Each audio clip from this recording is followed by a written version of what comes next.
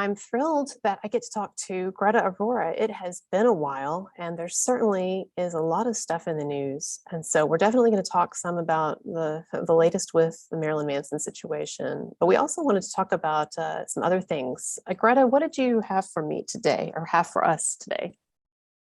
I thought it would be interesting to talk about the allegations against Win Butler from Arcade Fire, and also Adam Levine, which is just a really hilarious one.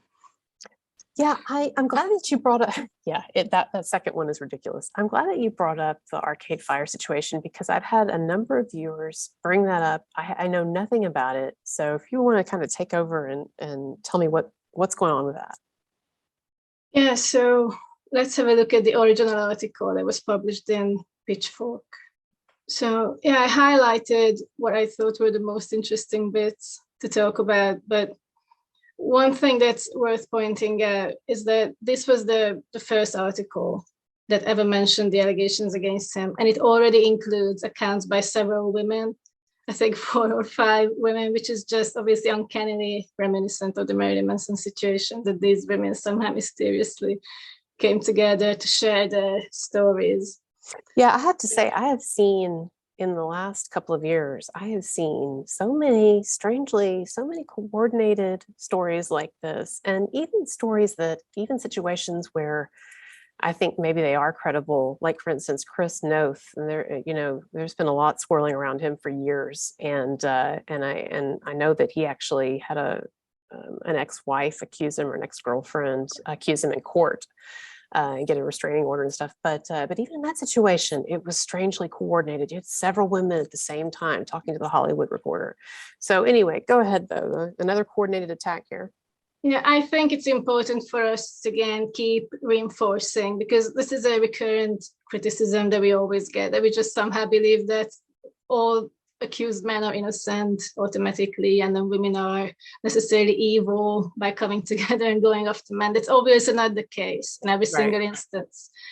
But in this case with Win Butler, and especially with Adam Levine, I think what we can highlight by going through these allegations is that there's not much here. It's not really a question of what he's guilty of. It's really just making something. There's like nothing there, basically. So let's just, do you want to read this highlighted bit? Yeah, so okay, it says numerous people who spoke with Pitchfork in recent months say that Win Butler's, that's his name, Win Butler's virtuous public reputation is not entirely in line with his offstage behavior. I don't like, let me just say from right at the outset, like, I don't even like that phrasing. It's his public reputation is not entirely in line. Just say what you mean. None of us have public reputations that are entirely in line with our private behavior. That's just stupid. Anyway, okay, it says 3 women made allegations of sexual interactions. I'm kind of iffy on that too. Interactions with Butler that they came to feel. Oh my Lord, I see why you picked this one. This is ridiculous. 3 women made allegations of sexual interactions with Butler that they came to feel were inappropriate given the gaps in age. I thought you'd like that one. Power dynamics and context in which they occurred. Oh my God. So basically, is there nothing here, and it's just going to be all this innuendo? This is ridiculous. I hate, okay, so I don't like the first part, right? It's not entirely in line. I don't like the interactions, sexual interactions. I mean, that could be almost anything. It could be flirting. And then the worst part is that they came to feel were inappropriate. So they decided after the fact, and this article's like trying to celebrate that, is they had this awareness, this dawning awareness, or they decided later. And the first item in the list is gaps in age, followed by power dynamics. Age gaps obviously is a broken record, and power dynamics is just something very, very vague. And then context, obviously, that can mean many things as well. No doubt a lot of coercive control going on there as well. God, no, that is ridiculous. This is actually perhaps one of the worst examples of this that we've seen. Go ahead. So then it talks about, it has to highlight the ages of the women between the ages of 18 and 23 at the time of the interactions. Mm-hmm. And at the same time, he was 36 and 39. I mean, that's not even, that's the other thing in these, in some of these stories, it's like, it's not even especially by Hollywood standards, it's not even that old. Nicolas Cage is 57, and he just had a baby with a 27-year-old, which again, I don't have a problem with at all, but it's like Hollywood sort of selectively, or the media selectively apply these standards. Sometimes they're outraged, and then sometimes it seems like it just barely gets a wink. Well, I guess it's intended to appeal to women, to all people's instinct to protect women. And the younger the woman is, the more vulnerable she's going to be perceived as. We've talked about this before. It's a very cheap trick, but it really works every time at an unconscious level. Right. As we've seen with Evan Rachel Wood, Right. But so in this bit, so this first person, Lily, they are non-binary. So you're supposed to use they, of course, them pronouns for them. So it just makes the thing a bit confusing. But of course they're non-binary.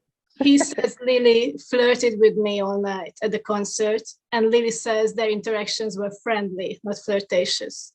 So I just thought it was interesting. It's an interesting starting point, because obviously what we see here is some miscomprehension, just differing interpretations of the same situation, which is really at the basis of a lot of these MeToo stories.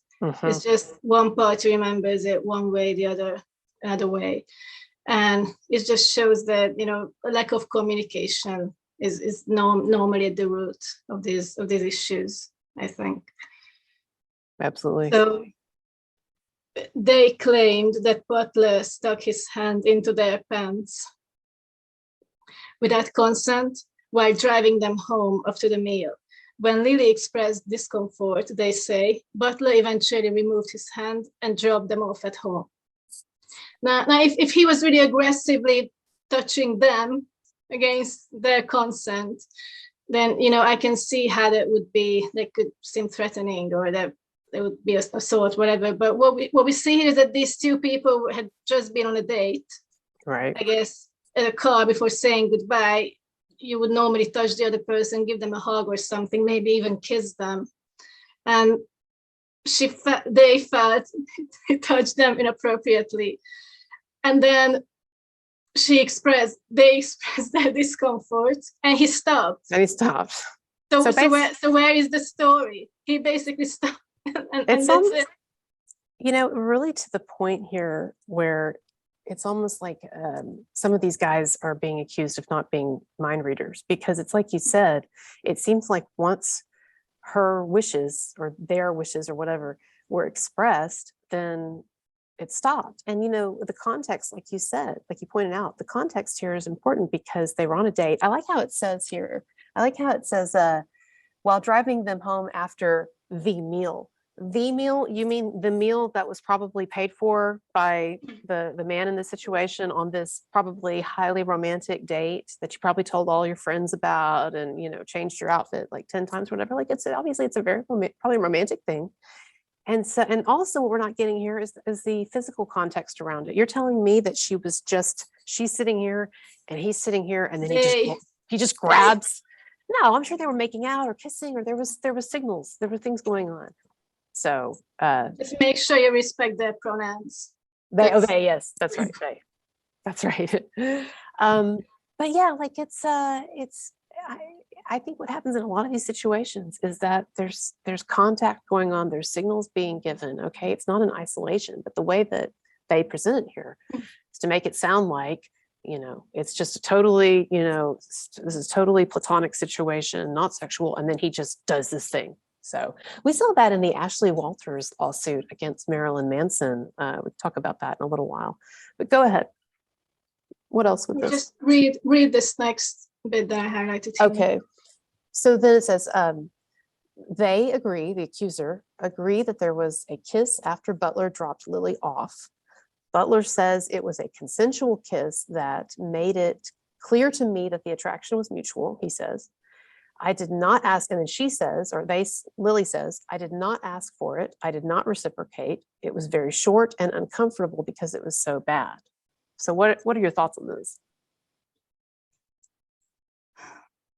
Well, So again, this is a case of the same situation being perceived differently by two different people. And there are so many psychology studies showing that men are more likely to overestimate how flirtatious a woman is, whereas women are more likely to underestimate a man. Really? Everything. Yeah, yeah. That's interesting. So I think this is just one fundamental difference between men and women, but obviously within the context of contemporary feminism, we're not supposed to acknowledge that there are any differences between men and women whatsoever. So I think this is what it comes down to. And I do believe that a lot of this discomfort, and just to make clear, this is not assault. Like what's being described here just doesn't mean the standard of sexual assault. So let's just call it an uncomfortable experience. So a lot of this discomfort could actually be, I think, prevented if people from an early age were taught about the differences between the sexes, and if it wasn't such a taboo to acknowledge that men and women do think differently in certain situations. I mean, women are more risk aware for obvious reasons because we are generally smaller and weaker than men. I mean, that is just a given. That's a very simple thing, but it has implications. It has very, very wide-ranging implications. And there are lots of ways in which we perceive, human interactions too. So when I read this, what I see here is that these people just don't communicate. They don't use words. They rely on non-verbal. They're not at a stage yet where they would be comfortable with each other. So they're just trying to guess what the other wants, basically. And trying to read the other person's mind is never a good idea. You have a very small chance of guessing it right if you don't know the person at all. Yeah. Well, and I think this is such a good thing for us to get into, maybe in a longer show sometime, this question of communication between the sexes and how this, particularly when you're younger, or when you don't have a lot of experience, a lot of young women, they do a lot of them when they're ambivalent or they're not sure what they want to do, or they kind of, or in this case, maybe she didn't even want to do this, they kind of clam up. And it's this expectation that, well, the guy should be able to read my mind, even though I'm not saying it, I'm not expressing it. And I think too, it's not just an issue of women not reading men correctly, or sometimes, like, there have been times when when I was younger, when I was dating, there were times when I wanted something to happen with a guy, maybe it was a friend situation and I made a move. I tried to kiss him or something. And, believe it or not, I do get turned down sometimes. Right. And the situation there was, I didn't realize that that's the mindset I was in. I was feeling that way. And so I assumed, since I'm feeling that way, he's feeling that way, leaning for a kiss. Oh, turns out he's not. And when the genders are reversed like that, that is just seen as a normal part of dating and mating rituals, right? Is sometimes you'll make overtures, they won't be received, to stop. And that seems to be what this person is describing here. And yet, because of this moment that we're in now with Me Too and everything's so seen through the lens of assault, then they see that as assault rather than just kind of a normal part of dating, right? I mean, would you agree? Yeah, I agree. And this person, Lily here, they were a fan of this band. They were a really big fan. So obviously, I just can't. I have to say she. So she decided. I'm fine with that. She found this musician interesting. She wanted to get to know him. She was probably really fascinated by his character, whatever. But maybe she wasn't that sexually attracted to him, but then he might have misinterpreted her interest in him, which was a result of her appreciating his music, as a sexual interest. So in situations like these, with like groupie rock star sort of dynamics, that's to be expected to some extent. Right. And you can't even really blame the guy for that, because if you say yes to a date, the guy is gonna necessarily assume that you're into him. I mean, why would you otherwise? In any normal everyday situation, that would be the case. But here it's slightly different, because she's not really attracted to the person, but to the character, the persona they portray through their music. Right. And I think sometimes in these cases too, and this isn't just the groupie situation, but in dating, normal dating, I think that there are many times when women, I've been here before too, when women want to do something sexual, But also they don't want to seem too eager, right? Because they want this guy to take them seriously. And unfortunately, especially when I was younger, it was harder to be taken seriously if you were going to hook up with somebody immediately. And so there may be some kind of calculus going on too with some of these women of like, well, I'd like to hook up with them, but also I don't want to just be another groupie. Like so there's this sort of dueling thing of like move or do not, and take it slow or not. And but that all of that stuff that's going on in the person's head, that's going on in her mind and Lily's mind. That's nothing to do with him. And again, this is where it's like this expectation that men should be mind readers, which they can't be. So did you have another one to look at?